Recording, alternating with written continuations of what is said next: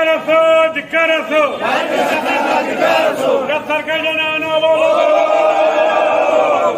दादा दादा पाटिल तुम आगे बढ़ो, हम तुम्हारे साथ हैं। दादा दादा पाटिल तुम आगे बढ़ो, हम तुम्हारे साथ हैं। या शासनाच्या नावानं, अरे या सरकारच्या नावानं, या मुख्यमंत्र्याच्या नावानं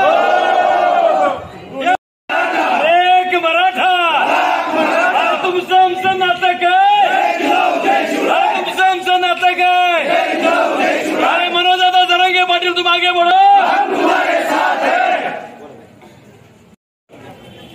सकल मराठा मोर्चा यांच्या वतीनं राज्य सरकारच्या विरोधात बोंबाबोंब आंदोलन करण्यात येत आहे। आज या मराठ्याच्या आंदोलनासाठी आरक्षणासाठी सरकार इतर समाजाचा गैरवापर करत आहे। इतर समाजाचं आमचं कुठलंही देणं घेणं नाही। ज्या समाजाला सरकार पुढे घालून आमच्या मराठा समाजाला आरक्षण देण्यासाठी विरोध करत आहे, या समाजाच्या लोकांनी विचार केला पाहिजे। या मराठा समाजानं आजपर्यंत आपल्या सर्व जाती धर्मांना सांभाळलेला आहे।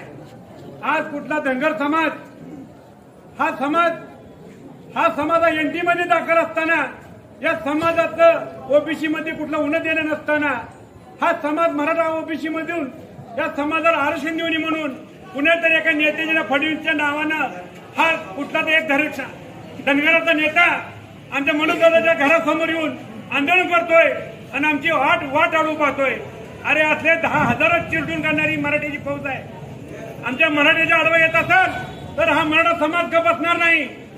पूर्वीपासून आमच्या मनोजदादाचं म्हणणं आहे, आम्ही पुणे मराठा समाजाला आरक्षण देण्यासाठी पुणे समाजाचं आम्ही आरक्षण खेचून घेत नाही।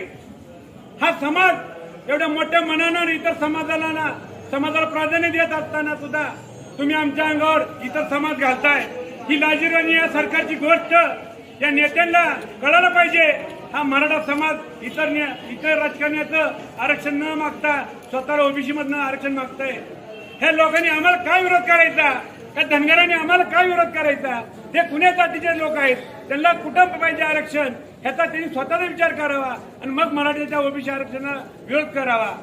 आम्हाला एक म्हणण्याचं आहे, आम्हाला धनगर असू द्या याचं इथं माळी असू द्या, पुण्यात समाजात देणं घेणं नाही। आम्ही फक्त मराठ्याला कुणावर अन्याय न होता आम्हाला आरक्षण मागतोय आणि हे आरक्षण आम्ही राज्य सरकारकडे मागतोय, पुणे समाजाकडे मागत नाही। तरी मेहरबान आजच्या या परिस्थितीला सरकार जबाबदार असून आम्ही सरकारच्या विरोधात बोंब मारो आंदोलन करत आहेत। त्या आंदोलनाला तुळजापूर शहरातील तुळजापूर तालुक्यातील समस्त बांधव इथं उपस्थित राहून या सरकारच्या नावानं, या राज्य सरकारच्या नावानं या सरकारचं करायचं काय? सरकारचं करायचं काय? एक मराठा दादा दादा पाटील तुम आगे बढ़ो, हम तुम्हारे साथ हैं। दादा दादा पाटील तुम आगे बढ़ो, हम तुम्हारे साथ हैं। तो आपले मनोजदादा जरांगे उपोषणाला बसला असता की हाके नावाचं कुत्रा भुकत आहे। एक मी सांगू इच्छितो, हाके नावाचं कुत्रा भुकत आहे। आपले दैवत छत्रपती संभाजीराजे यांना अर्वाच्य भाषेत हरामखोरनं बोललेलं आहे। तर आता मराठा समाज तुळजापूरला आज हाकेला प्रश्न विचारायला आता सध्या जात आहे आणि त्याची काय खरं नाही ही आपल्या सर्व समोर सांगू इच्छितो।